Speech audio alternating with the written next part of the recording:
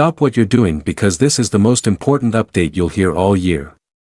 A massive $44,000 financial boost is coming for Social Security and SSDI beneficiaries, and it's happening on February 5th. That's right, this could mean a life-changing amount of money for millions of people struggling with rising costs. But here's the catch: there are key details you need to know to make sure you don't miss out. Who qualifies? How will it be paid? Is this really happening? I've got all the answers, and trust me, you're going to want to hear every single detail. Make sure to watch until the end because there are some surprises in this announcement that could impact your financial future in ways you didn't expect. A major financial relief is on the way for Social Security and SSDI beneficiaries, and it's happening on February 5th. If you've been struggling with rising costs, this is the news you've been waiting for. The federal government has approved a massive $44,000 boost as part of a new assistance package designed to provide financial relief to millions of people who rely on Social Security and SSDI benefits. But this isn't just another temporary increase. This is part of a larger initiative to help recipients maintain their standard of living during these challenging times. What makes this announcement even more interesting is that this increase isn't like the typical cost of living adjustments. The rollout plan is structured in a way that ensures funds are distributed efficiently, and there are specific factors that determine how much each beneficiary will receive.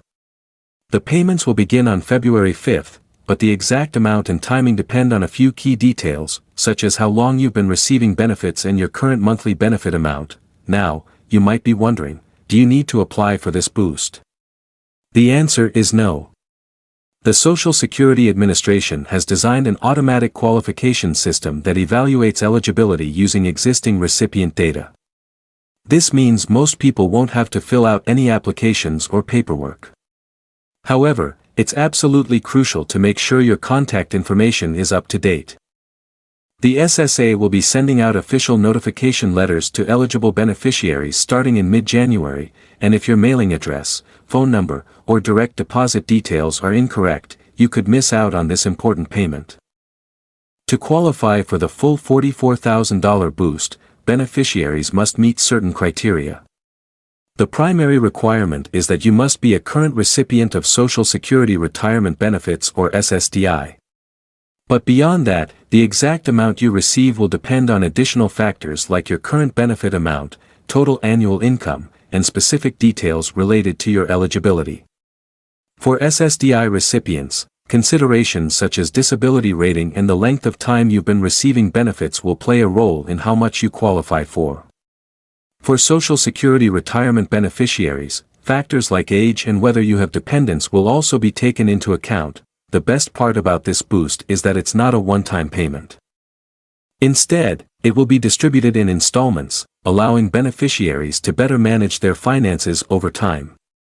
The first installment begins on February 5th, with the remaining payments following a carefully structured schedule. A common concern among beneficiaries is whether this extra money will impact other benefits, such as SNAP or Medicare. The good news is that this $44,000 boost has been carefully designed to ensure it does not interfere with other state or federal assistance programs. It will not be counted as income when determining eligibility for benefits like food assistance or Medicaid. Another major question people have is about taxes. Will this boost be taxed? The government has structured this payment in a way that minimizes its impact on tax liability. While it's always a good idea to consult with a tax professional regarding your specific situation, the way this payment is classified is designed to be as tax-friendly as possible. Since the first payments won't begin until February 5th, there are a few things you should do right now to ensure a smooth process. First, log into your My Social Security account online. If you don't have one, now is the perfect time to set it up. This portal will be essential for tracking your boost payments and receiving official updates. Also, make sure you have any necessary documentation on hand. While the process is automatic for most people, having recent benefit statements, tax returns, or medical documentation for SSDI recipients could help resolve any potential issues quickly. This boost represents a major shift in how the government is approaching Social Security benefits. Traditional cost of living adjustments have not been enough to keep up with inflation, and this new initiative signals a more proactive approach to supporting Social Security and SSDI recipients.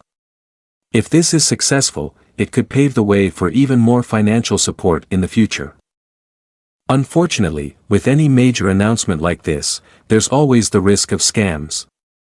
Scammers are already trying to take advantage of beneficiaries by claiming they need to provide personal information or pay a fee to receive their boost.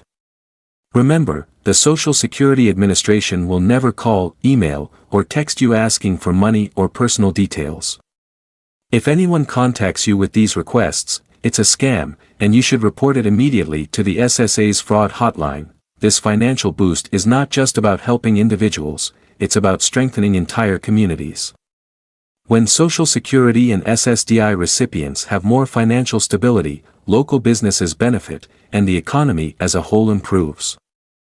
This $44,000 injection of funds is expected to stimulate spending in local markets, leading to a ripple effect that could support broader economic growth. Another question people have is whether this boost will impact the long-term stability of Social Security. The government has carefully structured this increase so that it does not negatively impact the Social Security Trust Fund. This means you can receive these additional payments without worrying about your future benefits being reduced. If you also receive state-level benefits, it's important to check with your state's benefit office to see how this boost might interact with any local programs you are part of.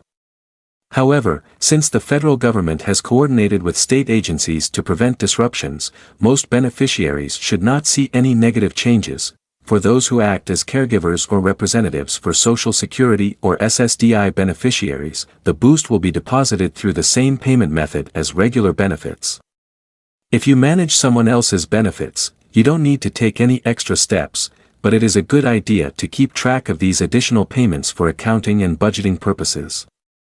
While $44,000 is a significant amount of money, it's essential to use it wisely. Consider prioritizing expenses like housing, healthcare, and utilities. If you have outstanding medical bills or necessary home repairs, this might be the perfect opportunity to address those needs. SSDI recipients in particular may find this boost helpful for covering medical equipment or therapy that insurance doesn't fully cover. For those who are just becoming eligible for Social Security or SSDI benefits, pay close attention to the eligibility dates for this boost. The Social Security Administration will provide clear guidelines for new beneficiaries to ensure that those who are in the process of applying do not miss out. This boost could set a precedent for how the government responds to economic challenges for Social Security and SSDI beneficiaries. It shows that traditional benefit increases may not be enough, and more flexible adjustments could become the norm in the future. If you haven't received any communication from the Social Security Administration by late January, there will be an appeal process available. The SSA is setting up a dedicated phone line and online portal for inquiries regarding the boost. If you believe you're eligible but don't receive the payment, you'll have the opportunity to appeal and have your case reviewed. As we wrap up, remember the key dates. Notification letters will begin arriving in mid-January. And the first payments will be issued on February 5th. Now is the time to verify your information and prepare. If you found this update helpful, hit the like button, share this with others, and don't forget to subscribe for more Social Security and SSDI updates. Drop a comment below with any questions, and I'll do my best to answer them in upcoming videos. Stay tuned for more details, including budgeting tips, documentation requirements, and ways to avoid scams. Together, we'll make sure you get the most out of this financial opportunity.